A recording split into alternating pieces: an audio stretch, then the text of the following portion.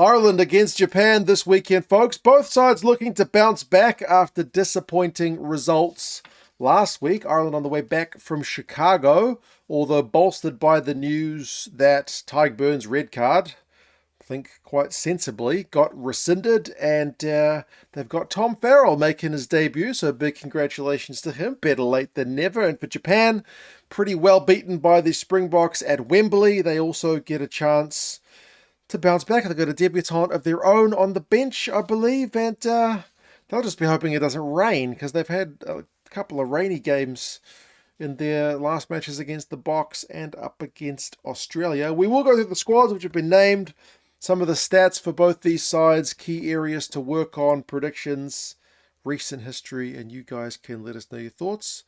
Subscribe if you like rugby content, because there's plenty of that coming in November.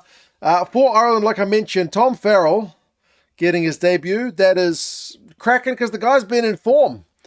He's been in URC form, and I mean, Andy Farrell mentioned him in the press conference, the fact that, the Irish midfield has largely been locked up with some pretty good players in recent years. It has meant a guy like Tom Farrell hasn't been able to get a crack. I mean, even Stuart McCloskey, who played last week, he's had really limited opportunities in the midfield as well, because it has just been Archie, Ringrose, and Henshaw. It's been a great problem to have, but it does mean a guy like Tom Farrell, who in other times in Irish rugby might have gotten more opportunities, he finally gets his debut, so big congratulations to him. He's alongside Robbie, Henshaw in the midfield. And then at the opposite end of the kind of scale, Jacob Stockdale, who was once the kind of poster boy for Irish rugby for a while, like back in the 2018 days, then out of the squad, then comes back in. He's been in good form too. So I'm pleased to see him there on the left wing. Andy talked about him breaking tackles and whatnot. So he's on the left wing, back into the squad. As I said, he's been in and out for a wee while. Tommy O'Brien continues his relatively fresh Irish career. Likewise, Jamie Osborne's getting another crack at 15. One of the reporters did ask Andy Farrell if he thought about giving someone else a crack at 15. But I mean, Osborne's only just started at 15, really, at Irish colours since Keenan's been out. So I think it's pretty obvious that Jamie Osborne's the next cab off the rank, and if anything, needs more game time. So don't go changing him. Crowley's still at 10, and then club mate Craig Casey is a change at number 9 up off the bench. So it's a bit of a changed back line for Ireland against Japan. And the forward pack, a few changes. Porter, Kelleher, and Clarkson, that is the front row. So Porter continues on. You maybe could have given him a rest against Japan. I don't know. Kelleher getting a start is up from the bench, and Thomas Clarkson does get a start. So there's no furlong this week. He does get a rest. They didn't mention that he's injured or anything. Ryan and Beirne continue on in the second row, though Beirne will be looking to get more than the 3 minutes that he got before that bloody red card last week. And then Baird, who was outstanding, I felt, last week at number 6. Great in the air. And Andy Farrell talked about the fact that he's matured and he's put a few kilos on. Yeah, I think he's right. He's looking the business at number 6. Tackle machine Nick Timoney gets a start at 7. And then Caelan Doris, having made I don't want to say a cameo, because he got quite a few minutes from the bench last week, he gets a start at number 8 for Ireland this week. So yeah, it's not as experimental as it could have been. It's showing a fair bit of respect to Japan, I feel like, but it's good to see Andy tinker a wee bit. Bench-wise, Gus McCarthy, Paddy McCarthy, and Finlay Bealham are the front row replacements. So again, a bit of a mix of youth and experience. Cian Prendergast and Jack Conan, so kind of two loosies on the bench, but I guess Ryan Baird can cover the locks if needs be. Caelan Blade is there, Sam Prendergast, and Jimmy O'Brien. So yeah, they'll have to replace some of McCloskey's ball carrying this week, because he was really tearing into the ABs, I felt, last week. But yeah, there's good attacking options in this Irish side. They did mention there's a few guys out injured, like McCloskey, who took a knock last week, so he's not available. Gary Ringrose with a hamstring. Tom Ahern might have been in line for another game, but for a head knock in training, so he's kind of going through HIA protocols, which is unfortunate, because this might have been the kind of game that he would have been suited to after playing in the July matches. For Japan, it's a little bit less change than the Irish lineup. Kobayashi, Sato, and Takeuchi, same front row against the Boks. If you didn't see that game, they held their own on their own ball, but the Boks were squeezing them on the Bok feed. So when the Boks were looking to keep the ball in and just obliterate the scrum, they were kind of able to do it, but it wasn't like the Japanese scrum was on wheels on their own feed. So that's middling in terms of that result. Ulaviti is back in the second row alongside Warner Dearns. Warner Dearns, again, if you haven't seen him, big rangy lock. Going to play Super Rugby next year, so he's certainly one of the guys to look out for. Ben Gunter, Shimokawa, and Makisi, that's the back row. There's a fair bit of tackling there, but they'll need to show the form they showed against the Aussies a fortnight ago compared to what they showed against the Box last week.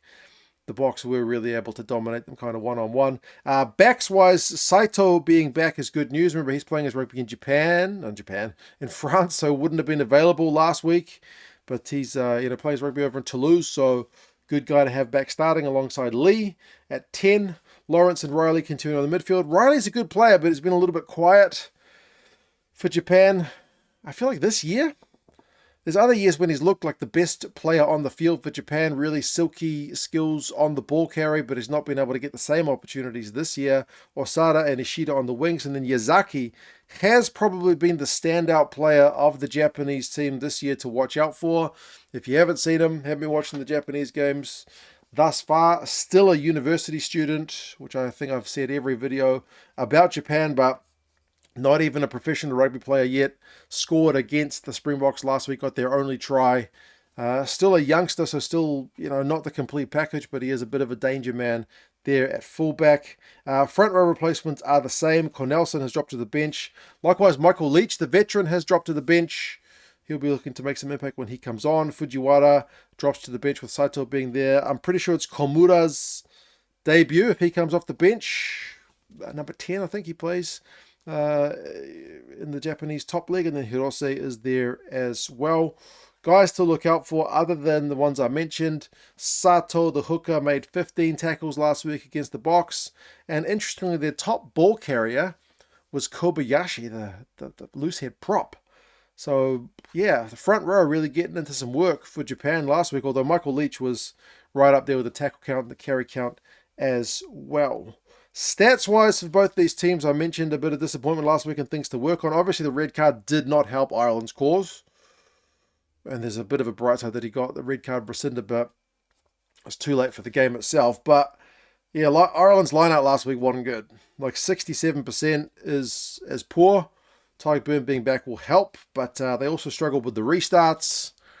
Completion rate there was not great. They only managed a couple of line breaks against the All Blacks, which is not really what you would expect. Like if Tadhg Beirne misses the game, you're expecting maybe better line-out rate, more turnovers won and whatnot, but line breaks, that one's more down to the back line doing their thing, so they'll like to get more than 2 up against Japan. And the kicking game, in the absence of Gibson Park, will be an interesting one to watch, because even though the attack didn't click all the time for Ireland, the territorial kicking game at times, Lowe and Gibson Park and whatnot, was looking pretty good. For Japan, they really struggled for ball up against South Africa and territory. And that's an area traditionally pretty strong for Ireland as well. So Japan will likely be planning to be living with less ball. And their lineup was not much better last week either. The Springboks limited them to 73%. They also had restart issues. But I remember a couple of weeks ago against Australia, a much changed Australian lineup, they absolutely tackled the house down. They missed a heap of tackles against South Africa. So they'll need to show that fortitude they did against the Wallabies up against Ireland this week. But yeah, we will see. Recent history between the sides is largely in Ireland's favour. Japan's only beaten Ireland once. It was that famous Rugby World Cup victory back in 2019, 19 points to 12. But I mean, the more recent matches, 60 points to 5. Last time they were in Dublin, 39 points to 31 was a wee bit closer back in 2021. But the average score is 39-18. With Ireland usually pretty comfortable victors over the Japanese. The Rugby Forecast algorithm is saying Ireland by 31, and the bookies are saying 37. So Ireland massively comfortable favourites for this one. It is on at the Aviva in Dublin. It is an afternoon kickoff, like just after lunchtime, 12:40, which makes it like 1:40 in the morning for me. So I will be having to watch this one delayed, because 1:40 is too late to stay up and too early to get up, I am afraid. I will be sleeping and watch it delayed. So if Japan pull off a miracle, I'll likely be spoiled to it because I'll be watching all the games after, but I will catch up on it as soon as I can. If you guys want any rugby gear, check out the British and Irish Lions store, maybe ahead of Christmas. It's the end of the tour, so they got heaps of gear on good discounts, so check them out if you want some rugby gear.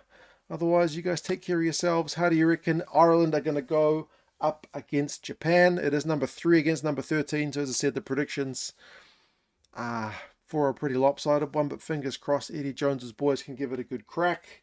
But as I said, Ireland, after tasting that loss, they'll be hungry to put some points on. You guys take care, and I'll talk to you guys again soon. See ya.